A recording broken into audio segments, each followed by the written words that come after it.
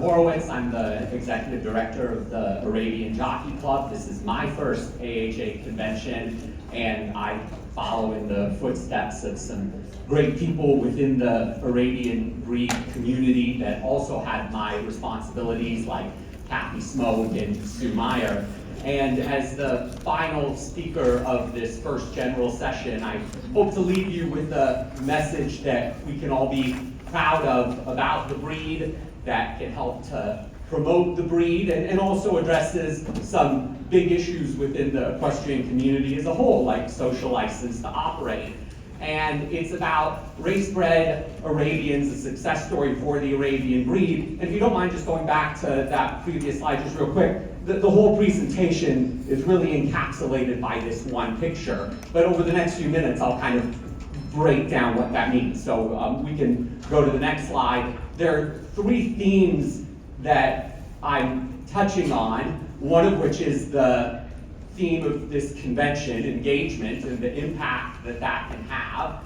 And the idea of engagement has influenced us at the Arabian Jockey Club to change our mission statement, actually, within the last month. The Arabian Jockey Club exists to provide fundamental infrastructure and promotion for Arabian racing, and to illustrate the value of race-bred Arabians in disciplines beyond racing. And what I referred to and mean by race-bred Arabians, we can go to the next slide, is that if you look at the history of the Arabian breed, as well as the current status of the Arabian breed, there's an influential and fairly large segment of the Arabian breed that exists because of horse racing. Not necessarily that they're always there to race and that's their only purpose, but just looking at, for example, Orzel, the reason he comes to the United States from Poland is because Ed Tweed wanted a good racehorse and brings over Orzel. He's a stunning horse that then goes on to so much within the breed as a whole, and now has his stamp on the modern breeding lines, as do a number of stallions that were developed for racing purposes, and these breeding lines now have such an impact on the breed as a whole. And the way that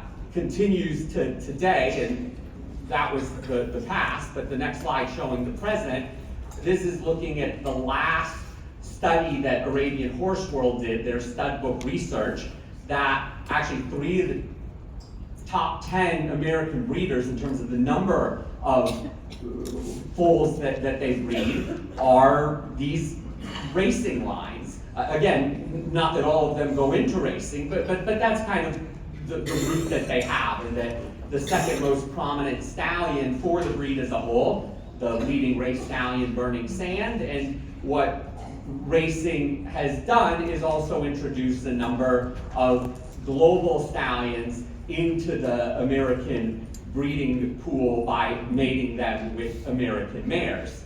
So with that kind of preamble, the first theme that I'm touching on is the idea of engagement. And the big takeaway is that I believe it's possible to engage with the Arabian breed more than any other breed of horse. And we all have our own personal stories about how we've engaged with the Arabian breed and been inspired by them, and then how that inspires others. So this is just kind of the progression for me personally, but this presentation isn't about me, although I do appreciate that Angie's presentation was like, it starts with you, so let's get started. I'm primarily a broadcaster, and so getting the opportunity to cover Arabian horse races means that I get to meet the horses. This one horse in particular, Dance With Me BW, has such a captivating personality, so now I'm engaged. And then the next step is, well, let's get a horse. That's her brother, AA Two-Face, and on the left is when I met him as a yearling in Durango at Altitude Arabians, goes into racing, opportunity that we can get him, and sure enough, the first day that he comes off the track, we put our son on this racehorse and lead him around. He even still has the poultice on his legs. So now the next question is, well, what should we do with our horse? And when it comes to the Arabian horse, and in particular the race-bred Arabians, the answer is really anything. On the left, we call him Dose, was part of a young event horse competition as a 4-year-old, and he's competing against 2 Irish sport horses, a Dutch warm blood, and me as a pure adult amateur rider going up against some very high-level FBI riders. One of these things is not like the other, but we had a great time.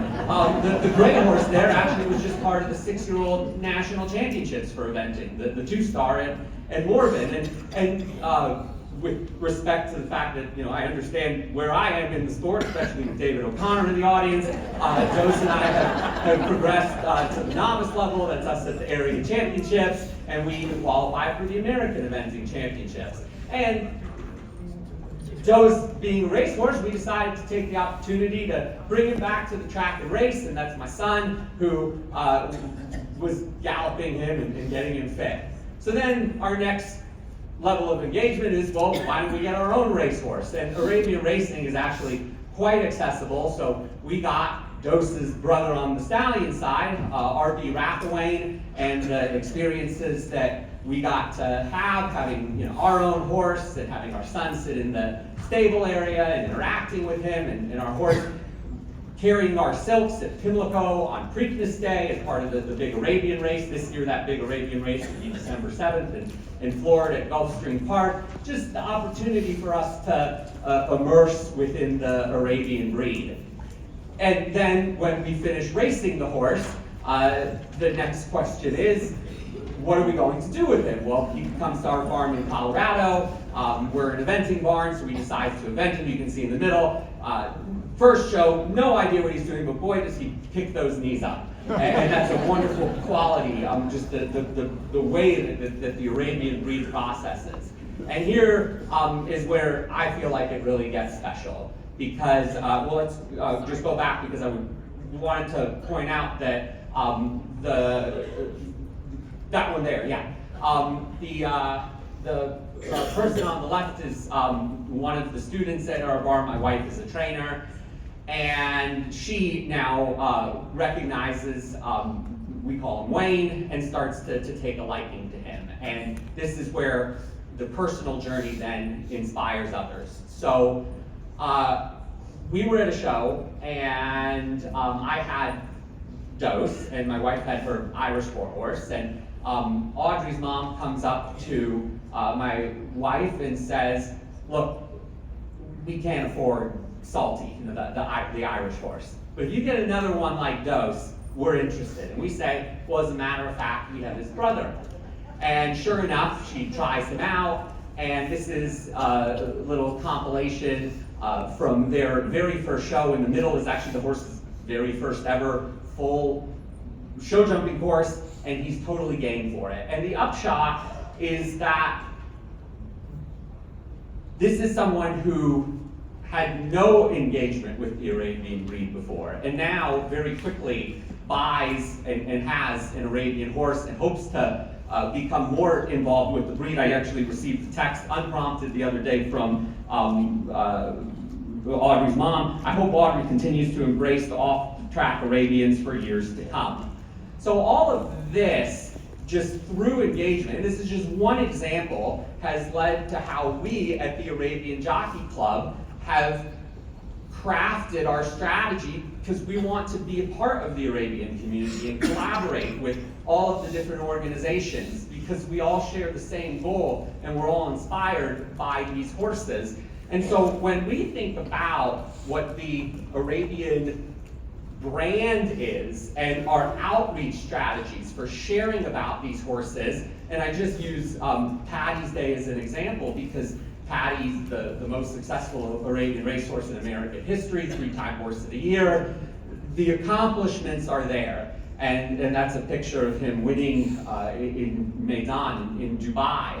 But more so than just the accomplishments, the versatility that he showed when he retired, and he came to our farm for the first year of his retirement. That's from the National Western Stock Show Parade. And the other side also is the family horse side, and that's a stallion. That's a racehorse and a stallion who is now part of a parade and giving pony rides to little kids. And to consider what's more valuable for promoting the breed. They all kind of go hand in hand. And also that this is all being done with a very high consideration for horse welfare, because we're very proud of the fact that with Arabian horse racing, there has not been one catastrophic injury on the racetrack, at least since 1987 when the Arabian Jockey Club was founded. And also the fact that a horse like Paddy Day could race until he was 11 years old and embodied the hardiness of the breed. And so that's where the Arabian breed really stands out, to be able to hang our hat on the horse care and the horse welfare side, and then beyond their accomplishments to showcase all that these horses truly represent when you put the horse first. So what we then did from there was really grasp on to these race-bred Arabians, and we created in the last year a Race-bred Arabian series, and I give a lot of credit to my colleague Megan McNamara, and essentially what it is shaking the trees. And we've uncovered a whole community now that's looking to engage with the Arabian breed through their Race-bred Arabians. And just to give a few quick snapshots into what that looks like, the same values that can be promoted for these horses. On the your left, you have the this year's Tevis Cup and Hagen Cup champions, both former race horses, mother and daughter rider. In the middle, you have, who actually goes back to Orzel, a horse that's jumping 3-3 with a teenager. You have a horse that was part of this person's wedding. You know, these are the family horses that really go back to the roots of the breed. And the truth is actually all of these facets, they all ultimately tie back to the fact that they're family horses. And that these horses mean more than just what they do, but how they're truly a part of the lives that all these people have. And then the real kind of special aspect of now starting to shake the trees is what the response has been and the community that this has developed. This is just one of our recent posts from earlier this month. I mean, truly amazing, this horse, Miss Ruby. You have the dressage, English, the Western dressage, sorting cows, but it's this part over here that I just blown away by, which is, okay, Janet thanks us for featuring her horse. Well, then someone chimes in, hey, I have her mother. Hey, I have the sister. I have another one by the same stallion. And so now this follow-up, and really the best type of marketing is word-of-mouth marketing. So now we're creating this excitement around these horses, and now we're looking to take the next step so that the breed can continue to grow, and all the passion that we all share within this room can be felt by others, and then it just kind of creates a whole movement, and that's what we believe that we've done. So the goals for what I've shared in the last few minutes is through engagement to be able to raise the excitement, education, and engagement with the breed, and that we as the Arabian Jockey Club want to collaborate with all of you within the Arabian breed community, because we all share the same goals, and that the race-bred Arabians can be a brand ambassador for what is truly special and what we all know about this breed. So to finish up, if you'd like to engage more, please reach out either to me personally or through our website or through our social media, and I'll just finish up where I started by saying that watch out for AA Two-Face at the 2025 Sport Horse Nationals, and it's been truly special for me to go from being a broadcaster to part of this